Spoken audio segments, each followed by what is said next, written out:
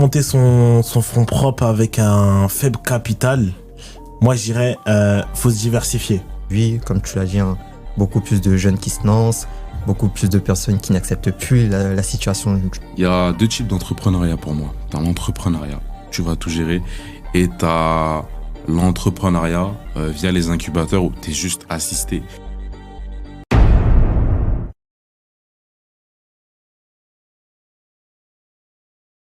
Salut l'élite, j'espère que vous allez bien. Premier épisode du podcast. Donc je suis entouré par des entrepreneurs. Là, je vous conseille de réellement vous poser. Ok, on va parler de sujets. Ça va être pas mal de sujets qu'on va pouvoir aborder. Et les gars, je vous laisse vous présenter, etc. Et comme ça, on va pouvoir démarrer. Vas-y, tu commences. Vas-y, présente-toi. Ok, bah moi je peux me présenter. Est-ce que je dis ça? Présente-toi, frérot. Ok, bah moi je m'appelle Brandon, 20 ans. Ça fait 1 an et demi que maintenant j'entreprends et que je suis auto-entrepreneur en parallèle de mon taf à côté. Donc voilà un peu pour ma présentation. Ok. Moi je vais pouvoir me présenter. Donc je m'appelle Ruben, j'ai 20 ans et ça va faire pareil 1 an que j'ai commencé à entreprendre. Donc avant ça j'étais un étudiant, mais maintenant depuis que j'ai commencé à entreprendre, je voyage un peu plus, je fais un peu plus de choses à l'international. J'ai même pu investir dans pas mal de choses grâce à l'entrepreneuriat. Ok. Et toi, c'est la première fois que tu fais un podcast? Oui, c'est la première fois. Non, franchement, j'ai jamais fait de podcast. Ok, nickel. Et les gars, là, ça va être un peu des discussions, tu vois, on va réellement échanger parce que je pense que le but aussi de ce podcast, c'est de pouvoir apporter la plus-value, la valeur à des personnes qui vont pouvoir nous regarder. Et j'ai réellement envie de vous poser la première question. Ok, je vais lancer le sujet. Hein. Ça va être la jeunesse. Vous allez dire, ouais, la jeunesse, ok. Mais c'est aujourd'hui, on va pas se mentir, commencer dans l'entrepreneuriat, même dans l'investissement, c'est trop dur.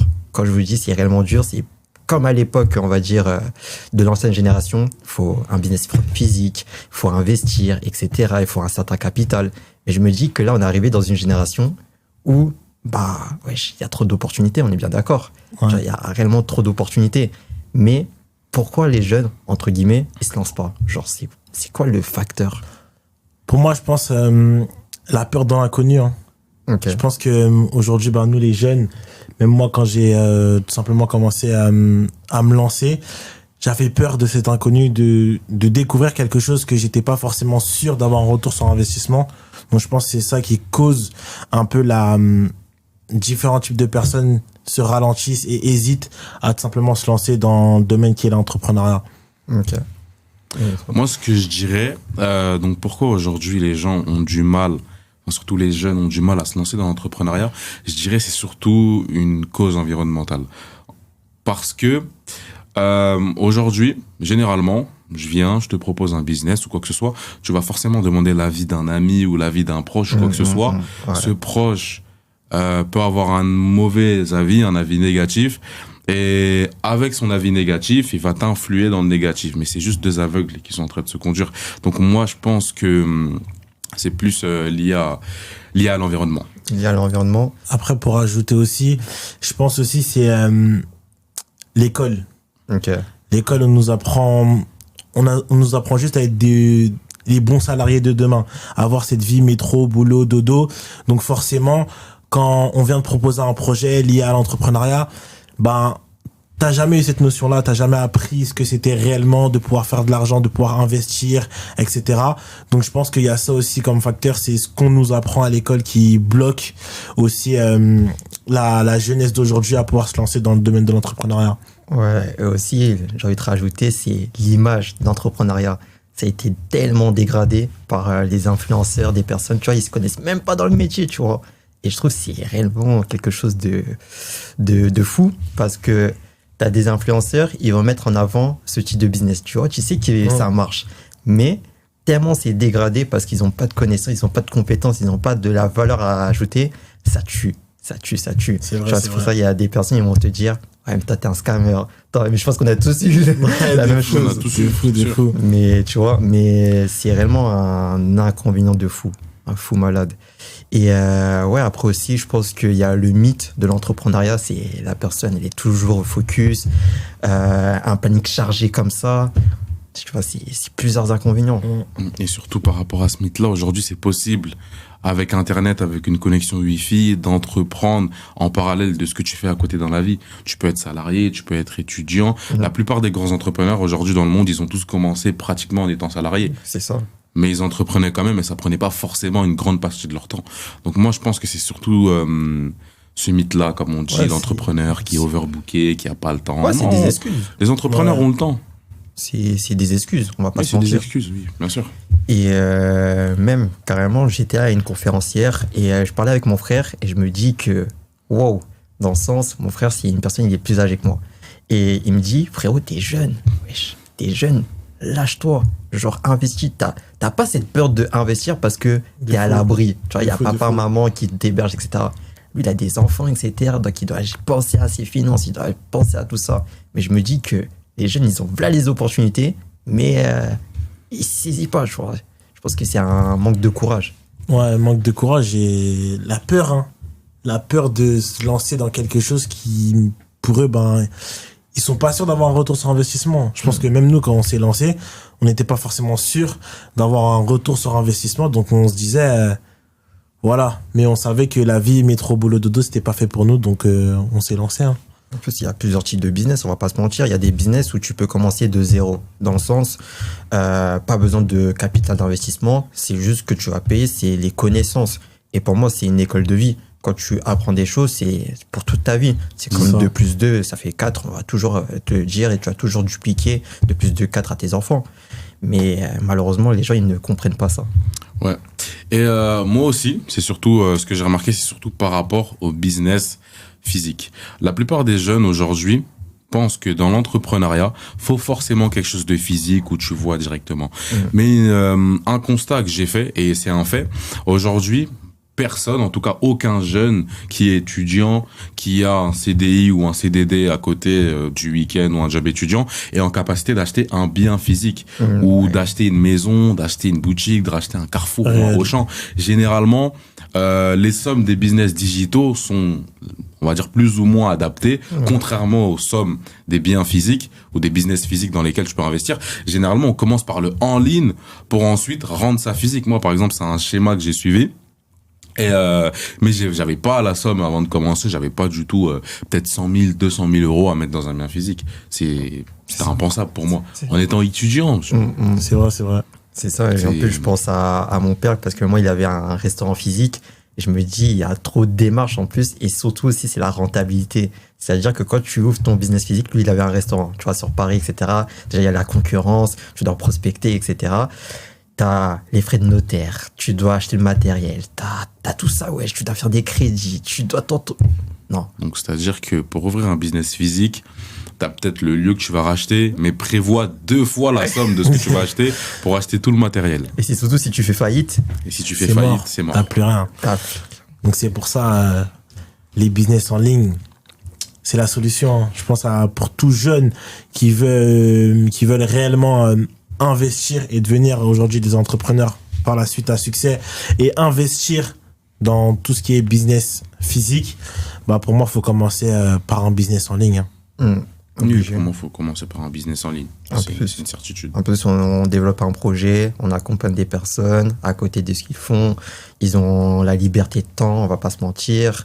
Ils ont toute une structure, genre, ils gèrent pas quoi que ce soit. Ils ont juste rien à gérer. Mais en soi, il y a 2 types d'entrepreneuriat pour moi. T'as l'entrepreneuriat, tu vas tout gérer, et t'as l'entrepreneuriat via les incubateurs où t'es juste assisté, t'es accompagné de A à Z. Les différents systèmes font tout pour toi. Quand tu fais quelque chose, tout est réactualisé. Donc ça veut dire que même dans le business, dans l'entrepreneuriat, derrière toi, ce que tu sais pas, c'est qu'il y a des gens qui bossent pour toi. Alors que dans le domaine où tu te lances directement dans le physique, moi je dirais que c'est 60-40. 40% de chance que ça foire, 60% de chance que ça réussit. Mais c'est pas tout le monde qui est capable de bénéficier de 60% de chance. Ça marche pour d'autres. Il y a une rentabilité, peut-être pas celle qu'ils souhaitaient, mais il y a une rentabilité. Mais la plupart des cas, il y a aussi pas de rentabilité. Et au final, grosse somme perdue. Et grosse somme perdue, endettement, là, ça va dans des problèmes un peu plus graves. Et c'est comme ça que il y a beaucoup d'entrepreneurs aussi qui se mettent, qui font des burn-out, etc. Parce que t'investis énormément pour avoir un retour, mais au final, t'as rien du tout, donc c'est chaud. Ouais, c'est... Et carrément, ça rebondit tout ce que vous venez de dire sur mon deuxième sujet, c'est les bienfaits de l'entrepreneuriat. Parce que, ok, on entreprend, etc., mais il y a aussi des inconvénients, tu vois. Parce qu'on aime... En fait, il y a des personnes, ils vont pas oser dire le côté sombre de l'entrepreneuriat. Dans le sens, ça peut être la santé, la pression, etc. Mais tout d'abord, on va évoquer un peu les bienfaits. Pour vous, c'est quoi les bienfaits de l'entrepreneuriat, genre les types de business? Bah, les bienfaits de l'entrepreneuriat, déjà, ça te permet d'acquérir des compétences que tu ne trouveras jamais ailleurs. Parce que pour moi, en gros, l'école, ça va juste t'apprendre à métro, boulot, dodo. L'entrepreneuriat, ça va t'apprendre à investir, gérer tes émotions, pouvoir créer du lien avec différents types de personnes, créer des contacts. Et pour moi, rien ne vaut plus que les contacts que tu vas créer. Donc, il y a énormément de choses positives dans le domaine de l'entrepreneuriat. Et aujourd'hui, ceux qui ont liberté financière, liberté temporelle, liberté géographique, c'est des entrepreneurs. Donc, voilà. C'est ça, les bienfaits de l'entrepreneuriat, il y en a pas mal.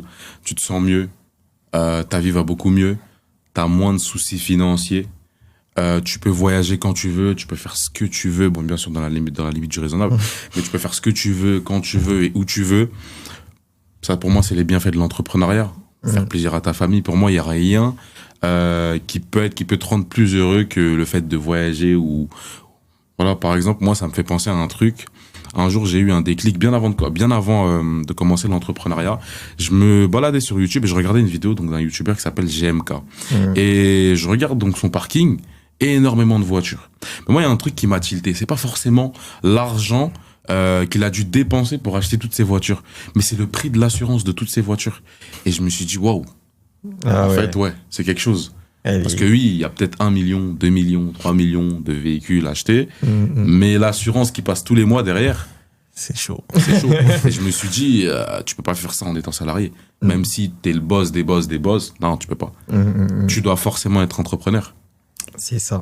Même un héritier ne peut pas se permettre ça. Il faut forcément être un entrepreneur. Donc ça, c'est par exemple les bienfaits de l'entrepreneur, se faire plaisir. Ouais, c'est ça. Et moi, c'est aussi ce que je veux rajouter, c'est l'expérience. Tu vois, dans le salariat, t'as pas d'expérience. C'est vrai. Genre, j'étais en train de regarder une story, genre, le même jour, la même date, j'étais soit à l'école, soit j'étais en train de faire quelque chose par rapport au salariat. Alors que quand je revois la même date à l'heure actuelle, c'est soit je crée des podcasts, soit je voyage en classe business, soit j'aide des personnes. En fait, l'entrepreneuriat, c'est cheaté, genre, c'est une autre vie, tu vois, t'es libre. La liberté. Et même quand t'es libre, psychologiquement, ça va vraiment mieux. Parce que je vous assure, avant de commencer l'entrepreneuriat, les soucis d'argent, j'avais un genou à terre. J'avais un genou à terre, les soucis d'argent. Et en plus, quand t'as des soucis d'argent, t'y penses. Exactement. Tu veux faire un truc, mais j'ai pas. Tu veux faire ci, j'ai pas. Et t'y penses. Ça, c'est redondant. Alors que quand t'entreprends, tu sais que, t'as pas un quartier limité, mais tu sais que, là, je peux faire ça. Je suis en capacité de faire ça. En tout cas, ce que la majorité des personnes ne peuvent pas faire. Et tu te rapproches de la vie de tes rêves, en vrai. Ouais, c'est ça. Et les contacts, les amis, wow. Les contacts, c'est que tu peux passer d'un petit business, tu as un plafond de verre, hop, tu le débloques. Pourquoi ? Parce que tu as une personne qui a plus d'expérience ou quelqu'un qui va pouvoir complémenter avec ton business. Et ça part que du tout droit. Et tu vois, les gens, ils ont pas ça. C'est parce que j'étais tout simplement en train de parler avec une personne que j'accompagne et il me ramène une autre personne qui est intéressée par l'entrepreneuriat. Elle me dit, quel est l'intérêt que je vienne dans ton projet, etc. Qu'est-ce que tu vas m'apporter ? J'ai dit, aujourd'hui, tu as la possibilité d'avoir des contacts. Je ne lui ai pas dit le fait de faire de l'argent. Tu auras des contacts. Pourquoi ? Parce que tu m'as dit, tu fais quoi ? Ouais, alternance, BTS, ok. Qui te dit dans le projet que je développe, j'accompagne pas des personnes qui sont en alternance dans le même domaine que toi. Tu vois ? Et elle m'a dit, ah ouais, j'avoue. Tu vois, c'est un truc banal, tu vois, c'est un truc bateau. C'est banal. Mais les gens, ils n'arrivent pas à comprendre ça. Mais pourtant, c'est un bienfait, tu vois. Et ça, c'est réellement quelque chose. Mais après, forcément, il y a des inconvénients. Et on est obligé de dire les inconvénients. Pour vous, c'est quoi les inconvénients de l'entrepreneuriat? Il y en a pas mal. Déjà, c'est risqué. Ok, ouais. À tout moment, tu peux tout perdre. Tu peux passer de la gloire à rien du tout. Donc, c'est vrai que t'as une surcharge mentale. Parce que, des fois, il y a différents types de personnes, ils se lancent dans l'entrepreneuriat parce qu'ils ont des dettes, parce que chez eux ça va pas, etc. Donc ils sont dans l'obligation de réussir, et des fois cette obligation là te met tellement de pression que par la suite tu finis par faire un burn-out, dépression. Il y a pas mal de choses dans l'entrepreneuriat qui peut être néfaste, mais voilà. Ok. Moi, donc je vais plus parler par rapport à mon expérience personnelle. Les inconvénients de l'entrepreneuriat: t'as moins de temps pour toi quand t'es réellement dans un charbon pur et dur et que tu veux réellement te battre pour des objectifs. La famille, parce que la famille, ça peut être un frein aussi. T'as forcément tes parents qui te disent ouais, mais je te vois plus trop clair, ou ça va, tu vas bien, tu peux arrêter ce que tu fais, hein. Tu sais, avant t'étais comme ci, comme ça, et il y a les comparaisons. Donc oui, mais regarde, avant tu faisais ça, maintenant tu fais ça, c'est devenu comme ça. Si tu continues comme ça, tu finiras comme ci, comme ça. T'as aussi les proches, les amis, ils te prennent pour un fou. Ça c'est vrai, hein. Ils te prennent pour un fou. Moi avant ça m'appelait OK Alexis Chance. Ou trader de Wall Street. Ou OK le trader de Wall Street. Le risque. OK le risque. Tu sais, tous les influenceurs là. OK. Ils te prennent pour un fou, ils se moquent de toi. Voilà, ça c'est surtout les inconvénients de l'entrepreneuriat, et ça peut affecter le mental. Beaucoup d'entrepreneurs perdent confiance parce que justement des personnes se sont moquées d'eux, des personnes leur ont pris pour des fous, et ça affecte mentalement. La famille a dit mais tu réussiras jamais. C'est en fait à force de ramener du négatif, tu finis par être le négatif. C'est ça. Parce que t'es ce qu'on dit. La parole, c'est très puissant. Bien sûr. Ça veut dire que c'est surtout par rapport à ça les inconvénients de l'entrepreneuriat. Ouais, ce que je rajouterais aussi, c'est la discipline, tu vois. Vraiment. C'est en fait, les gens font de l'entrepreneuriat parce qu'ils sont motivés, pas parce qu'ils veulent se créer un style de vie. Et pour se créer un style de vie, t'es obligé d'être discipliné dans ce que tu fais. Et je vais prendre l'exemple de la conférence. Du coup, forcément, j'étais dans une belle conférence. C'est en gros, le mec, il disait, l'entrepreneuriat, c'est juste un loser qui n'a pas lâché, mais qui a répété les mêmes actions. Vrai. Les mêmes actions. C'est réel de fou. Et parce qu'il est passionné par ça, tu vois. Et il m'a dit, je regardais une story en 2022, j'étais au bureau, charbonner. Et là, 2025, je fais toujours la même chose. Mais parce que j'ai pas abandonné. Parce que ça va être dur. Tu vois, ça va demander des sacrifices en termes du temps, en termes d'entourage aussi.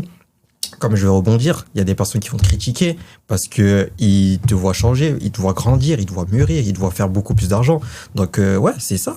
C'est ça. Pour moi, c'est des gros inconvénients. Et au niveau de la santé, on va pas se mentir. C'est ça, la santé aussi. Et aussi, beaucoup de personnes veulent de gros résultats, mais seront pas capables de travailler énormément. Et c'est ça qui fait défaut, surtout chez les jeunes. On veut beaucoup de résultats, mais on va pas se développer assez. On va rien faire. Ouais. On va prendre les choses à la légère et on va se dire, ok, en vrai, j'ai déjà fait 10K. En vrai, je suis le meilleur dans mon domaine. Je les ai fait en 2 mois. Mais en vrai, frérot, t'as rien fait, tu vois. Ouais, il se limite. T'as rien fait de fou. C'est limite. Mais ouais, pour moi, c'est fou parce que, tu vois, les personnes qui font l'entrepreneuriat, quand ils font des vidéos YouTube ou quoi que ce soit, ils mettent pas en avant réellement ça. Ils montrent plus les gros gamos qu'ils ont achetés, les grosses voitures, les montres, les voyages. Mais ils montrent pas ce que ça peut produire, tu vois. Imagine une personne, elle arrive dans l'entrepreneuriat, charge mentale, burn-out, dépression et tout. Il va câbler, tu vois. Nous, on l'a subi, tu vois. On l'a subi, mais on a su se relever parce qu'on a eu un environnement, parce qu'on a eu quelque chose qui nous permet de nous relever. Mais une personne lambda qui veut démarrer l'entrepreneuriat, il connaît pas les avantages. En fait, il va voir que argent. Il va pas voir tout ce qu'il y a, on va dire, en bas de l'iceberg. Mais ça, c'est à cause des réseaux. Ouais. C'est à cause des réseaux. Il y a trop d'influenceurs qui montrent la belle vie. Alors que ça se trouve, eux-mêmes, ils ont souffert, mais ils vont pas montrer ce côté-là. Oui. Alors que ça peut être inspirant pour pas mal de jeunes, comprendre réellement que derrière un succès, il y a des échecs et il y a un travail de fou. Ouais, c'est un coup de com'. Pour moi. Oui, c'est plein de personnes pensent argent avant même de penser compétence. Ouais. Parce que si t'es compétent, l'argent viendra avec. Exactement. C'est logique. Si t'es compétent, l'argent viendra avec. C'est ça. Exactement, c'est ça.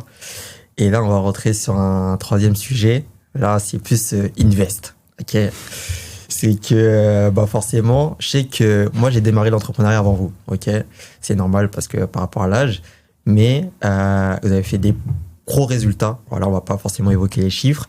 Toi, tu t'es directement lancé sur les propres firmes, directement, et toi sur les fonds propres. Ok. Et est-ce que vous pouvez même exposer, parce que moi j'ai fait les deux, mais est-ce que vous pouvez exposer réellement les avantages et les inconvénients d'avoir un PF, parce que tu as pu accumuler, et toi fonds propres, parce que tu as pu aller chercher des scores? Ok. Donc, je vais commencer par le désavantage. Donc, le désavantage d'avoir un propre firme, premièrement, c'est que t'es cadré, t'as des restrictions. Et ça, franchement, je m'y fais avec le temps, mais c'est très dur au bout d'un moment. Parce que t'es comme bloqué, en fait. T'es bloqué, tu peux pas forcément... J'aime le trading, il y a pas mal d'opportunités, mais tu peux pas forcément les prendre tous les jours. Tu peux pas forcément trader tous les jours parce que tu as un quota de pourcentage à respecter, parce que selon ton plan, tu dois respecter, même si, tu vois, c'est comme ça, en tant que trader, tu as cette envie-là qui te démange. Ouais. Même tu sais que ça va passer, tu sais que tu vas faire des bons pourcentages, tu sais que tu vas augmenter ton capital en termes de pourcentage, mais tu peux pas le faire. Parce que justement, t'es en propre firme. Ouais. Alors que peut-être en fonds propres, oui, tu peux le faire. T'as aussi les retraits. Les retraits, ça c'est... Ça dépend. Franchement, je t'assure que t'as un retrait, t'as un bon retrait qui t'attend de 3, 4, 5%. On est le premier, et tu sais que tu peux retirer que le 27, franchement, ça fait mal. Et les jours, je t'assure que les jours, tu les vois passer. Ouais. Ah, tu les vois passer un à un. Et surtout que quand tu viens de te faire défoncer par l'URSSAF, et que tu te dis, ah ouais, je pense que ce retrait-là, il va me faire pas mal de bien. Les gens, ils ne savent pas. l'URSSAF, Ils savent pas. Ils savent pas. Déclarez-vous en tout cas. Déclarez-vous. Et que tu vois les jours passer un à un. Putain, on est 15 là, 27, c'est dans 12 jours, bordel. T'es là, tu te dis encore 3 lundi. Ah non, c'est un point négatif. Et le point encore le plus sombre dans les propres firmes, ce qu'on ne dit pas forcément, c'est la psychologie. Je vais expliquer quelque chose qui m'est arrivé. Donc j'étais sur un challenge financier que j'avais validé et j'ai fait 6% sur le challenge. Okay. J'ai fait 6% sur le challenge et sur ce challenge-là, j'ai fait 6%, donc je pouvais attendre mon retrait en paix comme ça. Mais je me suis dit non, j'ai fait 6%, j'ai de la marge, ça va. Moins 5% en une journée, le challenge brûlé. Et il était brûlé en positif. J'avais mal au cœur. Wow. Ah ouais. J'avais mal au cœur. J'avais mal au cœur et je me sentais trop mal. Et au final, j'ai racheté, j'ai brûlé. J'ai perdu encore plus d'argent. J'étais étonné. Et franchement, ça m'a servi de leçon parce qu'aujourd'hui, c'est quelque chose que je referai plus. Okay. Par contre, les avantages des propres firmes, c'est que déjà, ça peut te permettre d'être discipliné. C'est très important. Par exemple, quand je passe en fonds propres, j'ai quand même cette discipline-là. Je sais respecter un plan parce que j'ai cette discipline-là tellement j'ai été conditionné à le faire en propre firme. Okay. En termes de pourcentage, sur un fonds propre, oui, c'est carré. C'est carré. Et du coup, propre firme peut t'aider pour les fonds propres. Ça, c'est un avantage. Le deuxième avantage, c'est que ce que tu peux faire, c'est que quand tu as validé des pourcentages, tu supprimes le compte de ton courtier, enfin tu supprimes le compte du coup de ton MetaTrader et tu laisses tourner, tu passes sur un fonds propre, tu fais autre chose, sachant que tu as déjà quelque chose qui est sécurisé. Ouais, t'es en train de switch en gros. Tu switches quoi, tu sécurises. Pour moi, ça c'est vraiment l'avantage et bien sûr une chose encore, c'est que ça aide beaucoup. Moi par contre, ça m'a beaucoup aidé à réinvestir sur un fonds propre, à faire pas mal de choses, à faire pas mal de projets, à vivre, à voyager. Voilà, ça c'est vraiment quelque chose de très important et oui, vraiment propre firme pour investir sur un fonds propre. Moi, en tout cas, c'est un peu les avis que j'ai par rapport aux propres firmes. Ok. Et du coup... Ok. En vrai, les désavantages d'un fonds propre, ça va être l'effet de levier. Ok. Parce que, pas beaucoup de personnes ont peut-être 10 000 euros à mettre directement. C'est-à-dire, moi, j'ai commencé avec 50 euros et je pense que la plupart des personnes aujourd'hui que j'ai pu accompagner au sein du projet que je suis en train de faire à l'heure actuelle ont tous démarré de 50 euros. Et aller faire des grosses sommes en partant de 50 euros avec du full trading, c'est compliqué. Compliqué. Donc, c'est déjà un désavantage. Et aussi, le deuxième désavantage, c'est que, je dirais, c'est toi et toi. Genre, t'as pas de conditions, t'as pas de choses qui va te bloquer, en gros, comme un propre firme. T'as des choses à respecter, t'as des pourcentages à respecter. Un fonds propre, si t'as envie de prendre 20 trades à la journée, tu peux prendre 20 trades à la journée. Donc, ça peut aussi te créer un manque de discipline. Maintenant, les avantages, c'est que, comme Ruben, il a pu le dire, c'est que, demain, j'ai un problème, je peux retirer directement. Ouais. C'est 3 jours. Je dois attendre 3 jours que mon retrait, il arrive sur ma banque. Mais j'ai pas à attendre 21 jours, 27 jours. C'est-à-dire que si demain j'ai une galère, je peux directement gérer cette galère-là. Et ouais, c'est ça, c'est vraiment l'avantage du fonds propre. Et aussi, pour moi, je pense que c'est tout comme avantage. À part que c'est aussi quelque chose que tu peux monter sur le long terme. C'est-à-dire tu peux partir de 50 € et te dire que tu vas aller chercher 1 million, 2 millions, etc. que tu peux laisser sur le long terme. Donc déjà, c'est beaucoup mieux, genre aussi. Ok. Je vais rebondir un peu parce qu'il y a aussi des choses qui me reviennent en tête. C'est que moi, j'ai fait les deux. Ok, j'ai vu un peu la différence.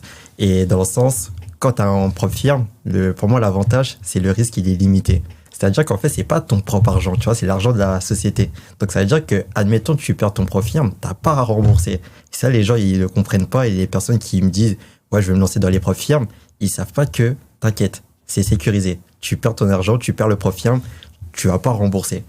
Mais le désavantage, pour moi, ça va être la vigilance. Tu vois, il y a des propres firmes, j'ai entendu des sacrées histoires, tu vois. Je pense que je vais évoquer une propre firme qui va faire rigoler tout le monde, c'est MFF. Ah, j'ai pas connu. T'as pas connu? Moi, j'ai déjà entendu. MFF. J'ai jamais entendu, je ne connais même Tu pas. vois, je passe phase 1 et tout. Je suis en train de passer la phase 2, compte bloqué. Je me lève à 9h. Peut-être je me dis, peut-être je l'ai pas, j'ai pas la connexion, tu vois. Je vais sur Twitter et tout, je scroll. Et là, je vois fermeture, maintenance. Je me dis, peut-être ça va réouvrir.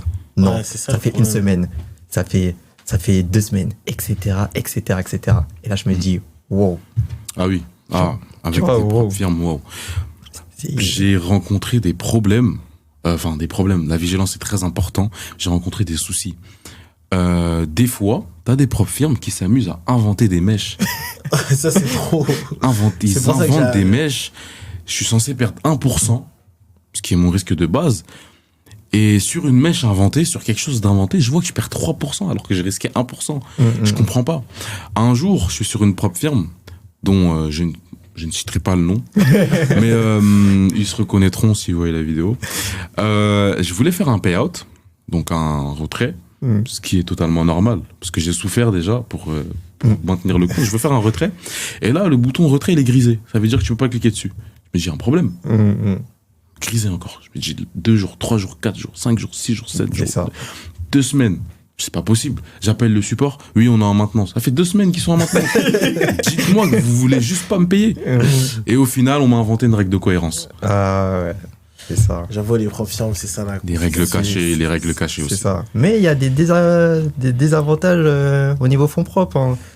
Tu vois, c'est par exemple, on va pas se mentir, l'effet de levier par rapport aux paramètres, etc.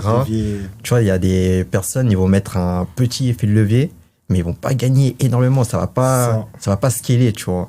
Et quand tu mets un gros effet de levier, il faut être conscient des risques que tu prends. Par exemple, un petit compte que tu mets, tu vois, tu mets un petit lot, quoi que ce soit, la marge, paf, tu parles déjà à peu près 15 voire 20% de ton capital. Tu vois, c'est énorme. C'est vrai, hein, c'est ça le désavantage. C'est vraiment ça le désavantage. Après aussi, il y a des personnes, ils vont peut-être mettre des 1K. Après, ils vont cramer. Ouais. Et là, par contre, c'est pas comme en PF, tu perds ton argent. Ouais, c'est ton propre Ton investissement. propre investissement. Ouais. C'est pour ça Oui. qu'on aime bien mettre en avant, faut toujours se former. Toujours se former. Toujours, c'est vraiment. Avec une structure, avec des formations. En fait, tu es obligé de te former. Tu peux pas te lancer sans être formé, tu vois. C'est Oui, comme non, si tu te lances dans le absolument. football, mais tu comprends pas les règles, tu comprends pas les connaissances. Impossible. Tu vois, c'est n'importe quoi. Mais ouais. Mais déjà, est-ce que vous avez même des conseils à donner pour valider des propres firmes ou pour faire scaler son business en fonds propres? Alors, pour les propres firmes, le meilleur conseil, que je vais donner, ne jouez pas sur votre stratégie, n'allez pas chercher des 1 pour 10, 1 pour 15, 1 pour 5, 1 pour... Non, jouez surtout sur les pourcentages, parce qu'aujourd'hui, ce qui fait la différence dans le trading, c'est des pourcentages. Il existe plusieurs stratégies de validation, mais on va surtout jouer avec les pourcentages. Il y a des stratégies simples, il y en a qui sont un peu plus compliquées. Pourcentage, et soyez sûr de maîtriser une bonne stratégie, d'où du coup j'en viens à ce que vous disiez, formez-vous, parce que c'est important, la formation, c'est très très important. Même pour l'école, on se forme. Exactement. C'est très important. C'est normal. Pour faire monter son fonds propre avec un faible capital, moi, je dirais, faut se diversifier. Pas que faire du trading. Comme moi, ce que j'ai pu faire, c'est que j'ai pu faire du network marketing, de l'UGC. C'est des sources de revenus qui vont te demander zéro. C'est vraiment des sources de revenus qui vont te demander zéro, mais que tu vas pouvoir être rémunéré par la suite. Donc, qu'est-ce que tu peux faire? C'est que cette rémunération-là, tu l'injectes aussi dans ton fonds propre. Ça fait que, imaginons qu'en UGC, tu fais une collaboration à plus de 300 euros. Voilà. Tu divises ces 300 euros-là, tu mets 150 euros dans ton fonds propre. Ça te fait, tu passes de 2 chiffres à 3 chiffres. Et comme Ruben il a pu le dire, parler en pourcentage. Ouais. C'est vraiment les pourcentages. Faut arrêter de parler en argent. Arrêter d'aller chercher de l'argent. Par exemple, faire un plan trading à 15 euros par jour. Mais vraiment aller chercher des pourcentages journaliers. Et par la suite, en quelques temps, en 3 mois, tu peux aller faire des gros scores. Donc, diversification, plus parler en pourcentage dans son trading. Ok. Et du coup, moi, le conseil, c'est vraiment la vision long terme, tu vois. Les gens, ils sont omnibulés à faire de l'argent court terme. Ok, ils vont valider un propre firme à 6 chiffres, et ouais, ils vont faire monter son compte à 5 chiffres. Mais après, c'est quoi le but? Tu vois, c'est quoi la finalité? C'est qu'est-ce que tu vas mettre? Et ça va rejoindre ton point de vue, la diversification. Est-ce que je mets en immobilier? Est-ce que j'ouvre d'autres business? Est-ce que j'investis, je sais pas, partout? Mais tu vois, c'est ça. En fait, quand je parle avec des personnes que je mentor, ils me disent, ouais, je vais faire 10 000 euros. Mais tu vas faire quoi après? C'est quoi? C'est vrai.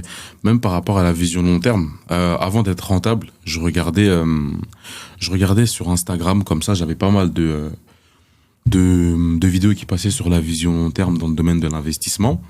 Et j'ai vu, du coup, une petite représentation d'une personne, du coup, qui trade. Première année, il perd 20%. Deuxième année, il perd 15%. Troisième année, il perd 10%. Quatrième année, il gagne 20%. Cinquième année, 20%. Et ainsi de suite, ainsi de suite. Et au final, peut-être en 5 ans, 6 ans, il est rentable. Voilà. C'est la persévérance. Après, c'est la persévérance. Ça, c'est vraiment dans l'extrême, 5 ans, 6 ans, mais généralement avec une bonne formation, une bonne stratégie et un bon plan, en 1 année, c'est faisable. Voire moins.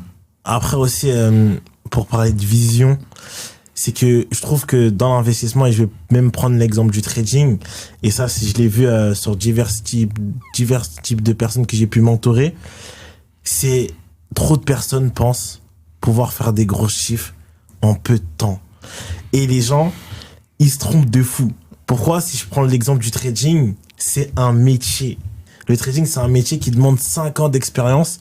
Et il y a des personnes, ils arrivent et se disent, bah moi, en 1 mois, carrément, il y a une personne qui m'a dit, mais moi, en 1 mois, Brandon, faut que je fasse plus de 20 000 euros.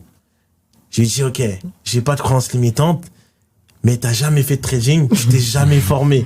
Donc, comment tu peux me dire que tu veux aller chercher 20 000 euros en 1 mois? Si tu le fais, c'est bien. Mais tu t'es pas formé, t'as jamais fait de ta vie. Donc, beaucoup de personnes ont oublié que le trading, c'est vraiment un métier et que ça demande 5 ans d'expérience pour pouvoir être trader en banque. Donc, la vision long terme, ça peut rejoindre ça aussi. Mais ça, malheureusement, ça a été biaisé un peu par les influenceurs. C'est tout ce qu'on voit sur les réseaux. Moi, je me rappelle, avant de commencer, déjà, pour vous dire honnêtement, dans ma vie, j'aurais jamais pensé faire du trading déjà. Jamais. Comme tout le monde. Jamais pensé faire ça. Et même, je regardais, je tombais sur des vidéos, oui, rejoins mon canal, trading, tu feras 1 million en 1 mois. Regarde, ça c'est ma page. J'ai fait 20 000, au final c'est des comptes démo. Déjà, ça veut dire que je vois des trucs comme ça. C'est vrai que tu te dis wow, mais en réalité ça reste un métier, 5 ans d'études dans les finances et se spécialiser dans le trading. Et Et même, c'est simple, c'est comme la vente. Par exemple, aujourd'hui, tu as peut-être une personne qui va faire 5 ans d'études pour trouver un poste en vente, mais une personne qui va juste payer une formation d'e-commerce. Peut-être sur 1 an, il aura fait peut-être le chiffre d'affaires de la vie de la personne qui a fait 5 ans d'études. C'est Réel. C'est ça que j'incite personne, mais bon, Vive l'entrepreneuriat. vive l'entrepreneuriat. Ok. Autre thème. Du coup, là, on va basculer. On a fait quoi? On a fait les bienfaits. On a vu pourquoi les jeunes se lancent pas, etc. Là, je pense qu'on va un peu rigoler, etc. Et c'est déjà. Mais en gros, on va parler, on va dire, de l'amour. Ok. En général. Vous allez capter. C'est que, pour vous, est-ce que c'est un atout d'avoir une femme qui va entreprendre ou une femme qui va pas forcément entreprendre? Dans le sens. Obligé. Obligé pour toi? Si je parle avec une fille, obligée, elle entreprend. Obligé, toi? Obligation. Moi, non.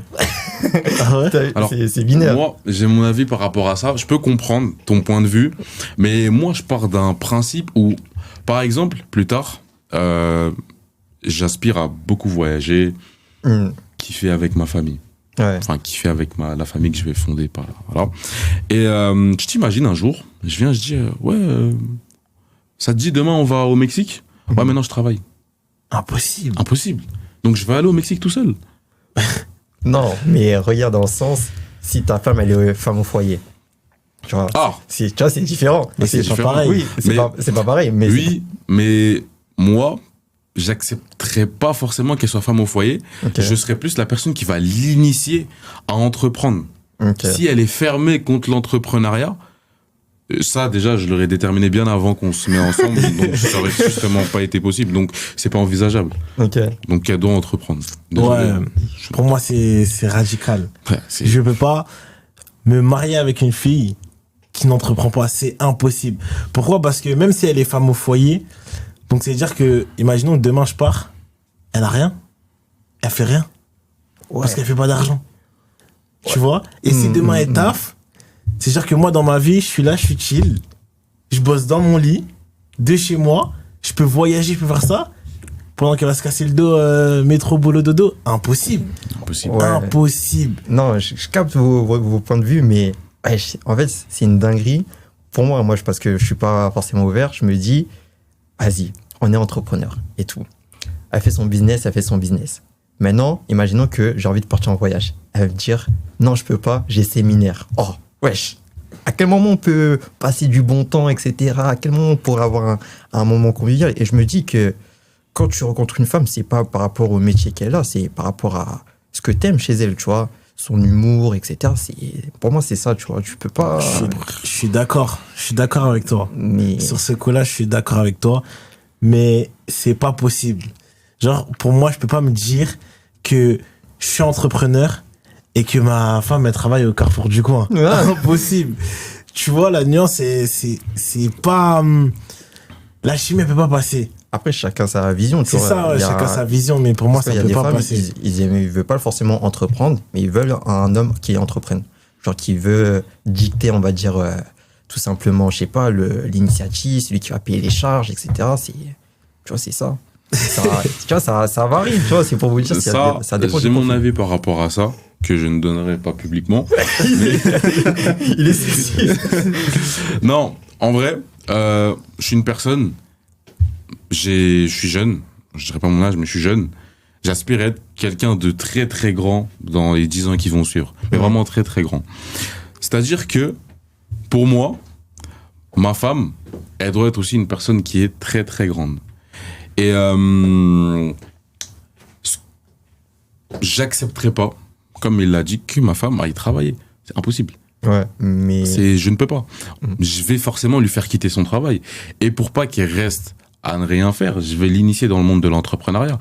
S'il faut même, je vais payer un business où je vais ouvrir une boutique, je vais la mettre en tant que responsable, enfin, je vais la mettre en tant que directrice, tu sais, la faire monter en haut. Et elle te rendra l'appareil un jour ou l'autre. Ouais, mais moi, des fois aussi, ce que je me dis, c'est que, imagine, t'es avec une femme qui entreprend et, bien évidemment, elle gagne plus que toi. Tu vois, c'est quoi un peu la réaction? Genre, en fait, elle n'aura aucun intérêt de rester avec toi? Pas Non, forcément. Ça dépend. Pas forcément, parce que s'il y a les sentiments, tout ça, pour moi, pas forcément. Et qu'est-ce que j'allais dire? C'est que, pour moi, je pense à demain. Je pense vraiment à demain et de me dire que, imaginons que ma femme, elle est femme au foyer, c'est moi j'entreprends, c'est moi je ramène l'argent. Imaginons que demain je pars. Qu'est-ce qu'elle a? Qu'est-ce qu'elle sait faire?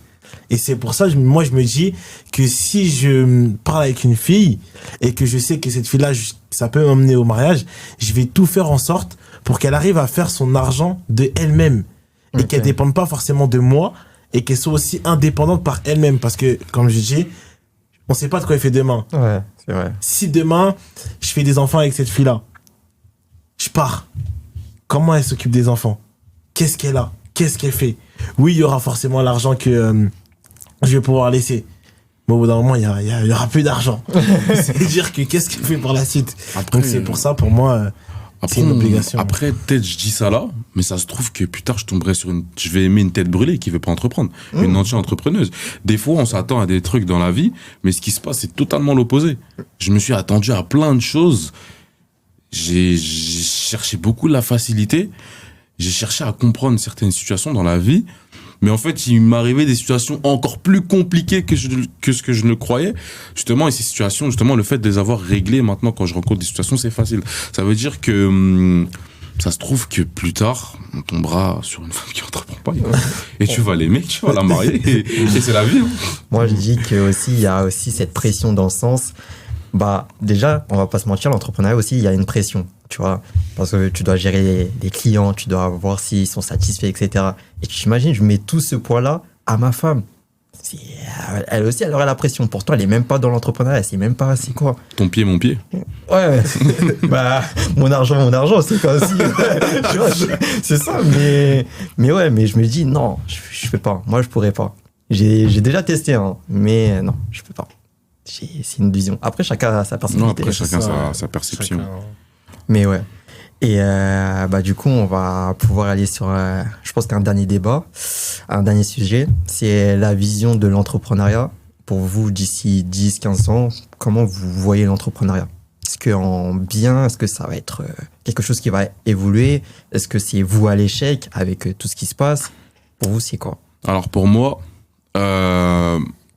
malgré tout ce qui se passe, là, dans un monde, il faut de tout. Il y a des bons comme il y a des mauvais. Ça veut dire qu'il y aura forcément des charlatans qui viendront encore sur les réseaux, créer un nouveau business par rapport à un nouveau truc. Il y en aura toujours de la nouveauté. Les gens, ils sont inspirés. J'ai vu des trucs, je me dis, waouh, comment il a pensé à ça? Ça veut dire qu'il y aura toujours des charlatans, mais j'ai quand même une vision positive par rapport à l'entrepreneuriat. Pour moi, dans les années à venir, l'entrepreneuriat, ça va prendre une toute autre dimension. Le marketing va prendre une autre dimension. Les marchés financiers vont prendre une autre dimension. Il y aura pas mal de choses qui vont se passer. Les crypto-monnaies vont prendre une autre dimension. La preuve, en ce moment, il y a des lois qui sont en train de passer par rapport aux crypto-monnaies au sein de la République française. Anti-crypto, je précise. Ouais. Ça veut dire que pour moi, déjà, ça, c'est un grand pas. Et l'entrepreneuriat, pour moi, c'est voué à la réussite dans les années à venir. Ok. Ouais, positif de fou. Positif de fou. Pour moi, c'est quelque chose qui va accélérer de fou. Pourquoi? Parce qu'on voit de plus en plus de jeunes. Je parle à quelqu'un, il a 14 ans. Il veut entreprendre. Ouais. Moi, à mon âge, enfin, quand j'avais 14 ans, je voulais pas entreprendre. Je voulais vraiment pas entreprendre. Mais maintenant, il y a des jeunes, beaucoup plus tôt, qui veulent entreprendre. Pourquoi? Parce que, oui, il y a aussi ce côté où il y a les réseaux et ça fait phénomène de mode. Mais la vie devient de plus en plus chère aussi. Et beaucoup plus compliquée. Quand on voit tout ce qui se passe, la dette de la France, la dette de l'Europe, etc. Il y a beaucoup de choses à prendre en compte. Et ouais, beaucoup de médias aussi commencent à parler de tout ce qui est entrepreneuriat, tout ce qui est crypto-monnaie, comme on voit en ce moment. Ben, il y a 2-3 ans, la crypto-monnaie n'avait pas cette place dans nos vies.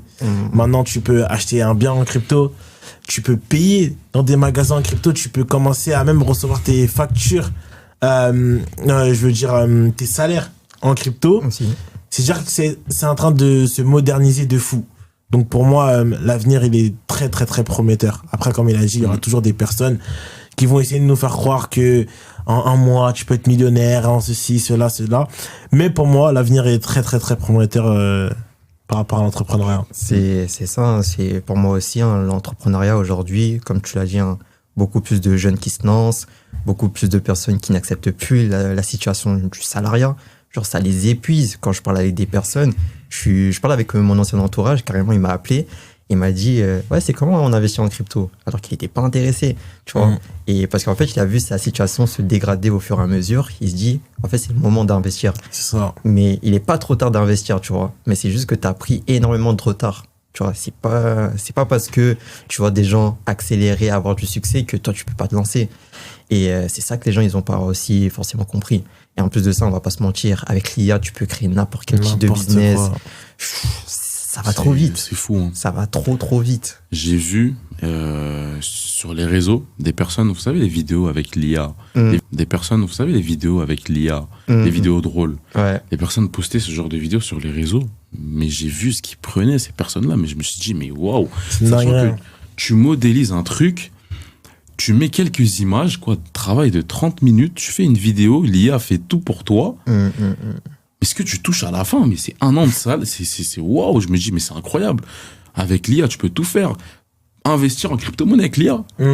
Faire du trading avec l'IA, demander l'avis à l'IA par rapport à ce que tu penses.